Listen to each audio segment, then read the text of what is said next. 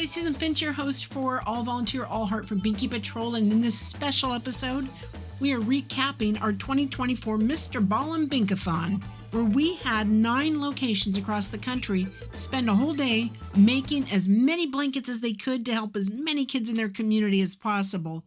And you're going to hear from a few of those chapters that hosted their own event. We hope you find it enjoyable and get some ideas for maybe doing this in your own community next year. Alrighty, so I'm going to start with who is here, and we're going to start with Kathy Taylor. Kathy Taylor.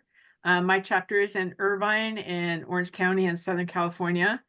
And we did this last year and we did it this year in coordination with the Girl Scouts. So the county headquarters for the Girl Scouts is here in Irvine. And so they have a giant room set up for us with tables and everything.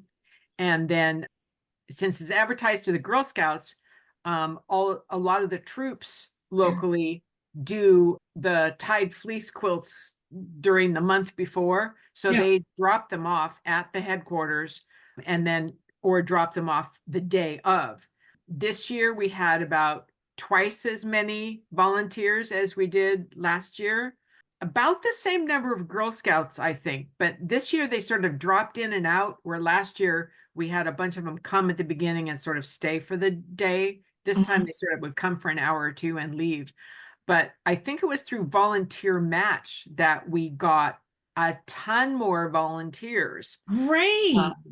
A lot of them high school girls. I had some sign up from college students, but I don't think they showed up. So, but we had the high school girls, and I have had multiple, the high school group was, bulk of them was from the Orange County High School Performing Arts here in Orange County. Wonderful. And they loved it. They all had such a good time that they want to come and join us at our meetings. And I'm going, we do these in my house. And so I said, well, I could maybe have 2 of you, working on the pieces of fleece and maybe a couple of you doing handwork in the living room. But, I don't have room for any more than that. Does your chapter primarily do tied, sewn, or crocheted? We do a lot of quilts. We do some flannel blankets for a group. And we do mainly the fleece that we do is generally the crocheted edge, but we can't have volunteers doing that because we have no idea if they have the manual dexterity or, it helps to have a fundamental of crochet, but you don't really need to know how to crochet. So you could, I would teach those girls how to do it, or those kids. Yeah, well, one of the girls who came, her mom has emailed me and says, we want to come to your meeting and she wants to crochet. There we go.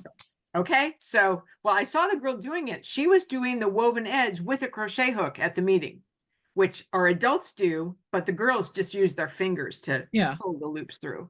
The only tricky thing about the crocheted edge is having to have that skip cut rotary cutter to punch the holes. And so I have that, and I have the cutting board and everything. So I will do that on meeting day. I'll show them how to do it, but I'm not going to have them use the rotary cutter, at least, especially not the first time. So I'll punch all the holes, and I've got boxes of yarn, and I have a number of 1-yard fleeces for her to work on. So I'm excited, but it's like, no, I don't have room for any more. That's funny. Maybe somebody will say, hey, we could have another meeting and our group is going to meet here once they learn how. Yeah. That would be a good thing too. And that's what I'm going to encourage the high schoolers to do is you want to do this. That's great. Here's how to do it. You guys got to find your own meeting place, because and they'll see when they come here. We just don't have room. Yeah. I mean, just say, hey, wouldn't it be great? And then you can do it on your own schedule. Yeah. So that's great. Well, Jeanne, let's hear about your event. We're a little tired in Connecticut. We're going strong. This was our second event in 3 weeks. So we, for this event, for the MrBallen one, we did 145. We made and collected primarily the fleece tie blankets. And we do it at the hall at a Methodist church. It's become our new home in Nichols. So they have a big hall and they have side rooms where the teenagers like to go and be themselves. And a lot of, I'm a teacher, so a lot of them are my students. So they go off in their own little rooms and do their things. But but we got a lot accomplished. And once again, I ran out of fleece. And no matter how much I buy, I always run out of fleece, which is a good thing. We got a lot to the Center for Family Justice. It's in the area, and it helps, families of domestic abuse and kids. So we've kind of adopted them. So we do a lot for them. So we gave some of them, I've stacked some of them away on, I call it Santa's sled. This organization, Al's Angels, distributes them at hospitals. So he's asked for 500 blankets, and we just gave him 500 to send down to, he rented a 26-foot truck to go to Western North Carolina. Oh, I'm in Connecticut, by the way. Sorry. I'm in Connecticut. So he took a truck down to North Carolina of supplies, and he put 500 blankets on it. And he said, if I give you the money, can you get it done in a few weeks? I'm like, we'll try. And we were able to do it. So wow. We're a little tired. But we'll go again and we'll be fine. One of the great things, the event was that a kid came in from Volunteer Square, and I think she was an exchange student, and she barely spoke any English. She was a Japanese exchange student. So I looked and I'm like, and whoever took her there kind of like just dropped her. So I was like, and I quickly gave her to some of my former students, and they welcomed her, and she was part of it. And next thing I know, like they're using Google Translate to translate with each other. So that was my touching story of the day. And then that's super cool. And then a few of the kids there, they were saying how they have blankets at home. I said, well, check the corner. And they're like, yeah, that's the tag we have. So I said, see, I was thinking about you then. So it was nice. It's nice to see that they're paying it forward and giving it. Oh, that's fantastic. I love it. Okay. Terrie, so tell us where your chapter is, which just moved, and tell us about your event, because this was new territory for you. Yeah. Since you just moved. Yeah. We were in Lincoln, California, which is near the Sacramento area, and we closed that chapter, but lovely woman, a good friend of mine, opened up one in Orangevale. So we kind of moved all those people over that way. I moved to Idaho. So we've got a brand new chapter started in Meridian. We started really small, just some friends and family members. We had a blanket making session with everybody else. We made no-sew fleece, but a lot of that meeting was really just setting, what are our plans for the future? What do we want to do? What agencies are we going to reach out to? We already connected with Ronald McDonald House, and we connected with the VA hospital as well. So this weekend, we actually did another event where we made 89 fleece scarves that are all patriotic colors for the veterans that are in the hospital at the VA. So my sister said, I got this closet full of patriotic fleece, not big enough to make blankets. Well, they can make scarves.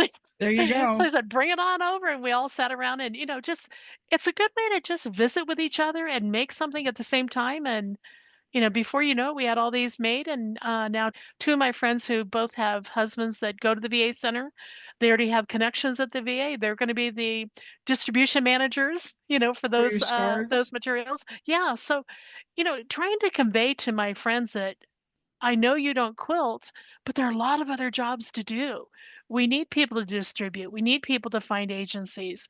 We need somebody to come and just sew the label on. I'll show you how to do that on the machine it's so easy to do. My very best friend here, who swore she was never a quilter, a good 10 years ago, I told her, just sew the labels. Next thing you know, she's making quilts. So she does a wonderful job at putting colors together. And she said, it's a talent I didn't even know I had, It's great. We're just having a great time. We've only been here, a couple of months, and we're getting going. Well, the next time I head your way, I will bring fabric for you. Awesome. Because my storage unit is overflowing. Terrie is about 6 hours from me. Yep. So we can drive. Savannah lives in Meridian, but she had to work that morning, so she couldn't attend. Yeah. But when we go see Savannah, I know we're going in spring. I'll make sure that we take fabric for you. Awesome. We have so much fabric. Oh my gosh, Well, and we storage is we don't we overflowing. don't really store a lot of that. I keep finding that the quilters really want to pick out their own fabrics and get their own. So it's kind of Yeah, a blessing that you don't have to store things. Every once in a while, I think we could use batting, bags of batting, but moved into a home that has less storage but has its own sewing room. So it's kind of a give or take to what we want to keep and not keep. So right. Oh, that's great. It sounds like that was a big success then in so yeah, it many was new really good. ways too. That's cool.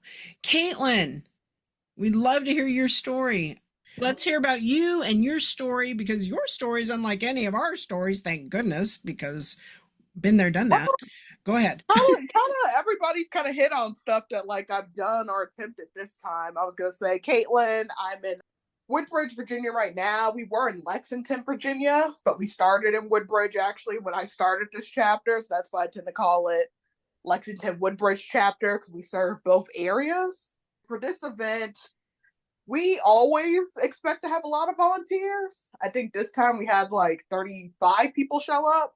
Our goal this time was, okay, we're going to make a lot of blankets. We always make about 150 blankets, fleece at least, and get a bunch of crocheted blankets donated to us because we work with the Loudoun County Public Library.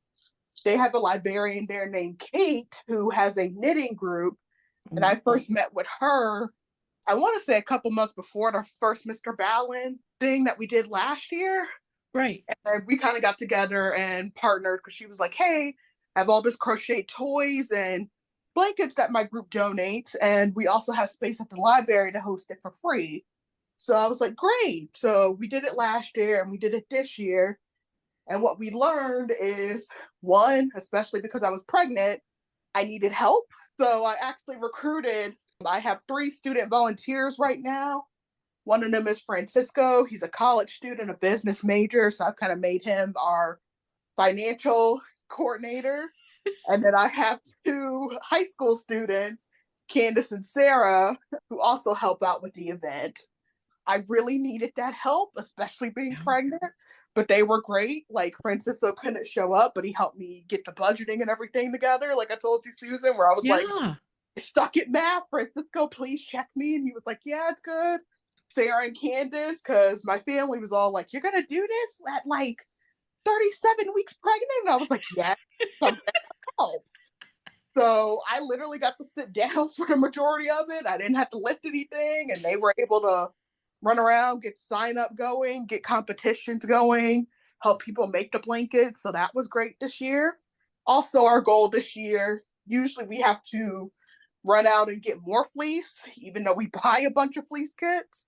So this year we were like, hey, we don't want to do that. And we want to have the blankets pre-cut, the fringes pre-cut, so we don't have to do that during the event because it takes a lot of time. So we did kind of this binky bag thing where before the event we reached out to students and people in the community and we're like, hey, because a lot of our kids come for community service, a lot of the high schools around here require that, we will give you extra volunteer hours if you cut these blankets and give them back before the event, so that way we are able to have people tie them at the event. And we had a lot of volunteers do that, to where we still ran out of blankets, unfortunately, and had to go get more, but that's kind of a good, bad problem.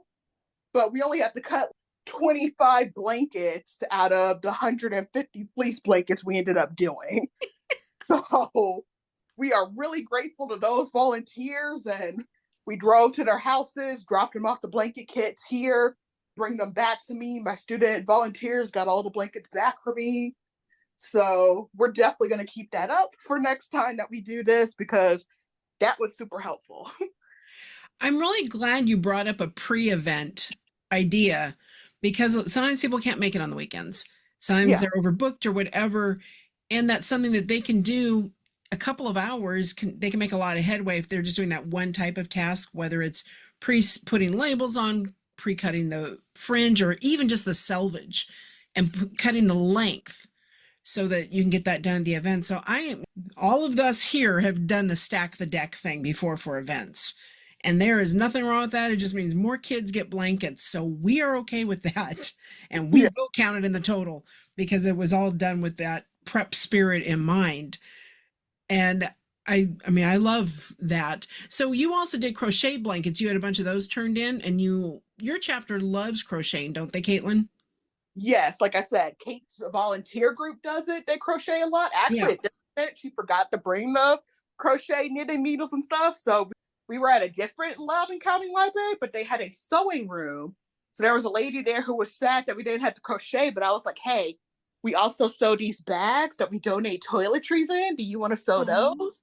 And she did 100 of those by herself on the sewing machine. So I was like, wow, maybe I need to get us a sewing machine so people could just go to town on that. Because and she only did it in like 4 hours, but I was like, wow, okay.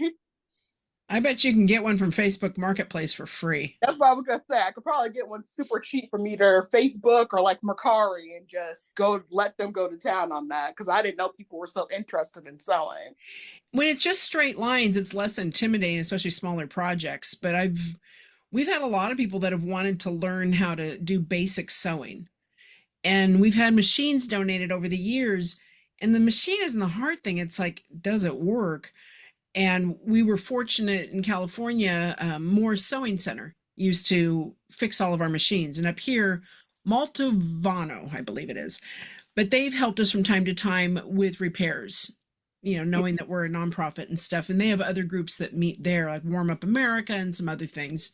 That's been a nice partnership, because free isn't always good, as we know. I wish that Kimberly Legg was on. Have you guys been following all the stuff she's had donated on the Binky podcast? She had a gentleman, his wife died, and they have had 3 homes, and she had all 3 of them packed with fabric. So she probably has received $60,000 to $80,000 worth of fabric. Yeah, I was gonna say we received like $10,000 worth of fabric, and people were like, "My mom died," or like, "I'm moving." Yes, and the reason why they knew the value is it still the tags on it. Yeah. So they knew how much. So they've been using that and distributing it, and she's even supplying a chapter in Arizona.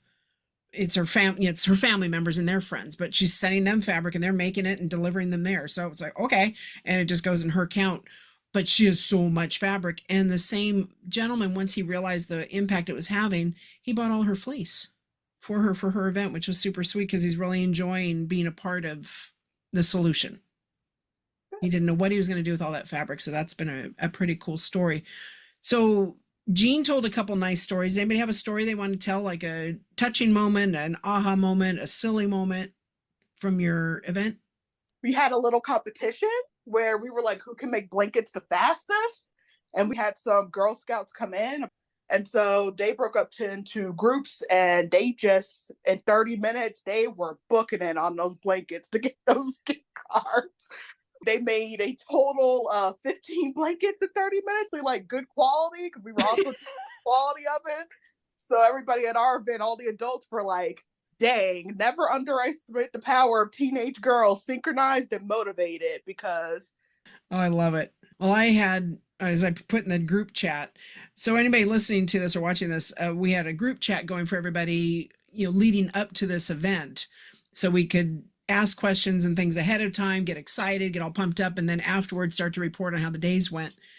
And Carolyn had her event. She had to have it a week later because the school wasn't available until last Saturday. But for me, I had, blood on the ground, a lot of it.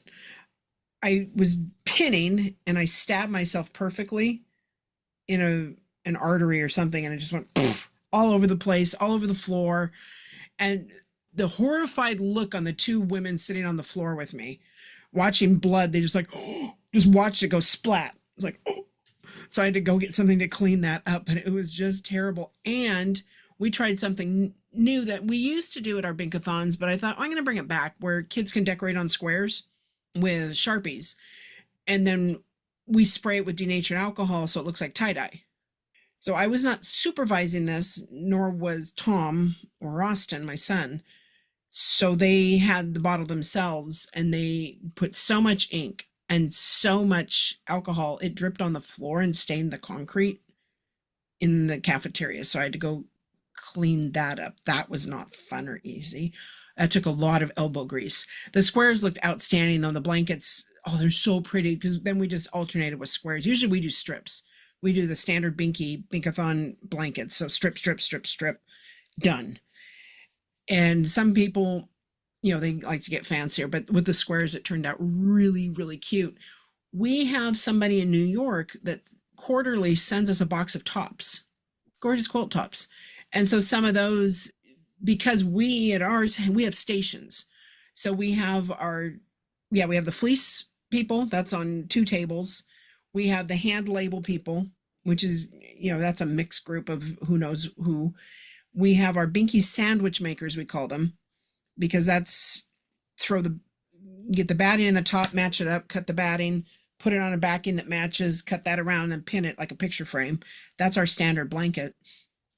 And so at each station we had, many things going on. So then the sewers get the sandwiches, they sew it, they put it back. Usually we let them make tops, but we had so many tops, we didn't let anybody use any strips. We hid all the strips, because otherwise they sit there the whole time going, look at this color, look at this color. Oh, we could put that together. It's like, you know what? You could be making a blanket. Go sit down. And so it's like, no strips, no strips. And we had to teach everybody never, ever, ever cut on a fold, or we end up with a lot of scarves when it comes to fleece. We only had a couple of those, 2 little girls that were 6 years old doing their first blankets. And what a surprise. And their grandparents cut on the fold. I just thought that's how they learned it. it was funny, but it was a great time. We did learn a few things. We did learn that Winco, which is our big grocery store here, does much better sandwiches and breakfast than we could get from anywhere else. And all of our sandwiches to feed 70 people was $96. Pretty good. We had enough for everybody. Then we got chips and drinks, but pretty good price. So I'll use them next time and have them do the muffins in the morning. We got the coffee donated, because we always do, from Dutch Brothers, which is our big coffee chain here that, Terrie knows about Dutch now. Dutch is addictive. Right around the corner. Oh, you show off. Yeah, it's pretty close to us. My cousin just asked me over the weekend. She's down in Southern California. She said, Susie, do you know what that is? I said, what?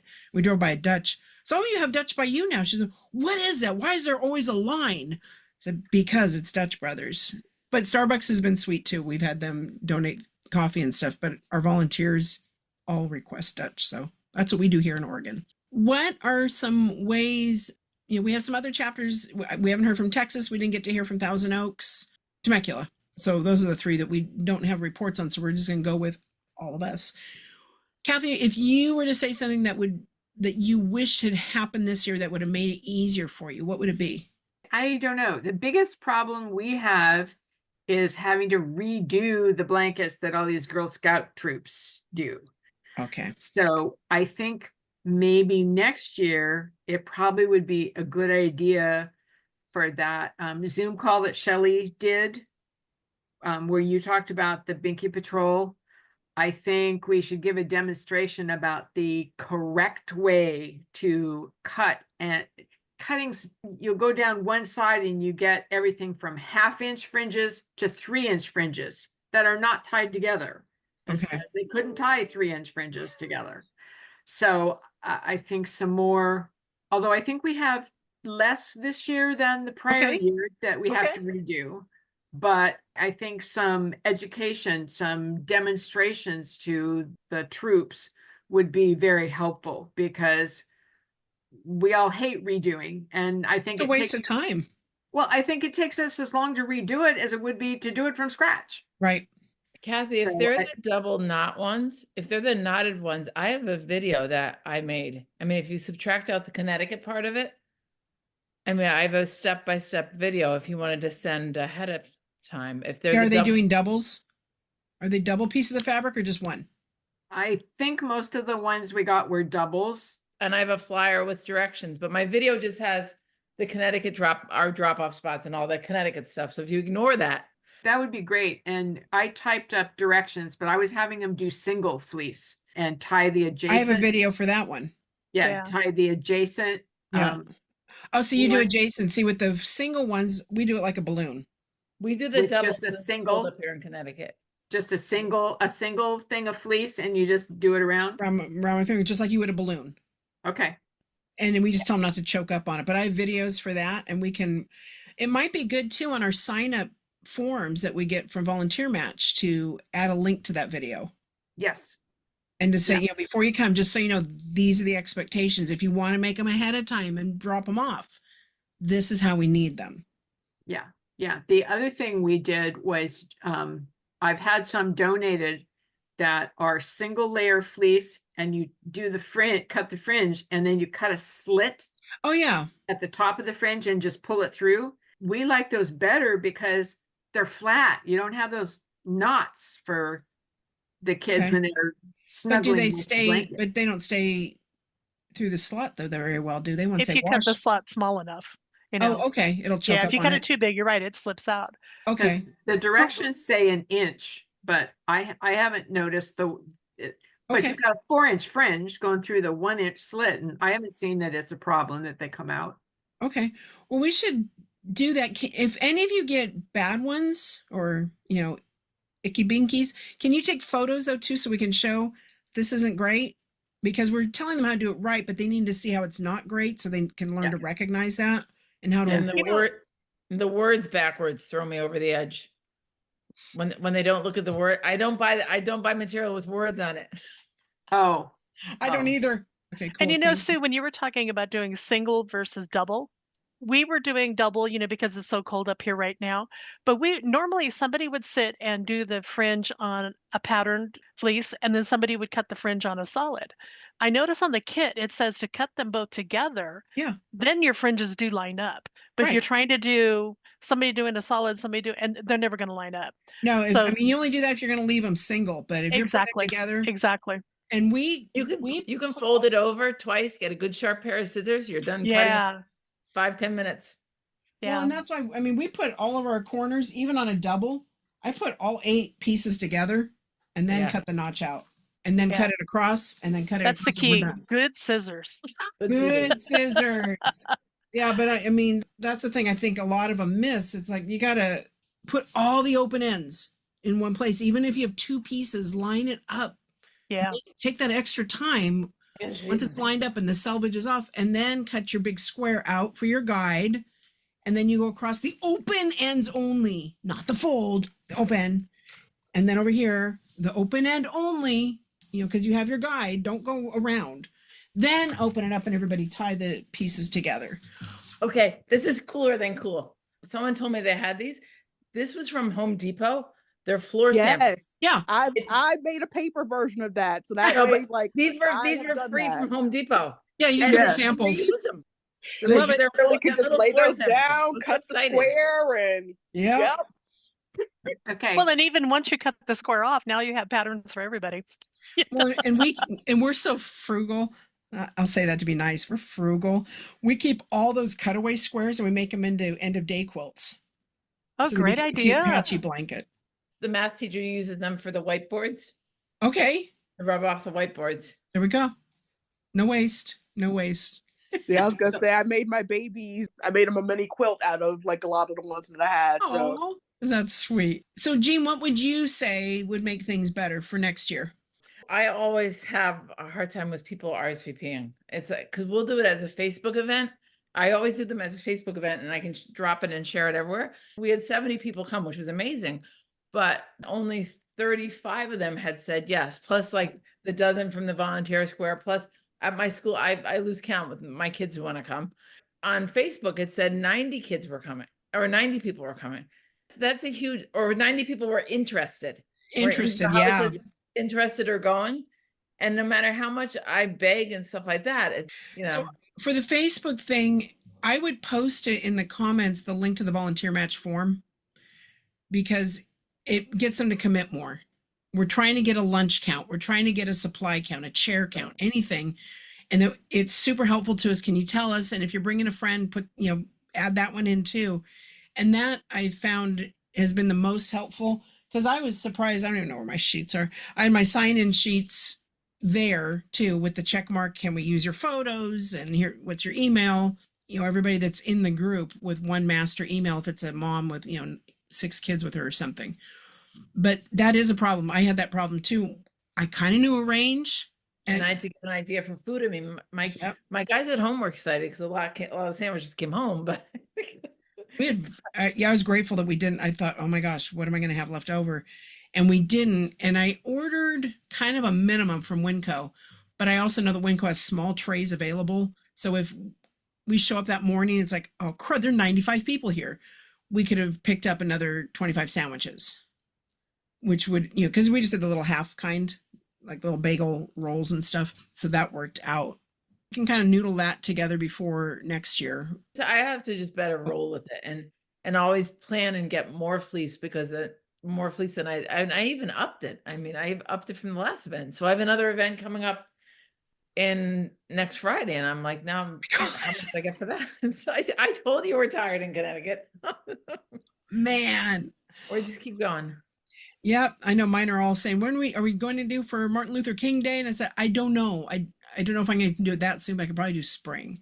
I can pull off a spring event. I don't know if I can do January because we do the holidays big here. Santa needs his binkies, so we're going to go one more out. I know you got one more to do on that. One more for Santa. We hope you enjoyed all the stories from this year's Bink-A-Thon. And in the next episode, you'll be hearing tips on how to grow your chapter or perhaps hosting your own blanket making event. It can be easy. And if blankets aren't your thing, maybe you'll get some more ideas. We look forward to having you listen next. Find more episodes on binkypatrol.show or in all your favorite podcast apps. Just look for All Volunteer, All Heart from Binky Patrol or visit our website, binkypatrol.org. Thanks so much for listening.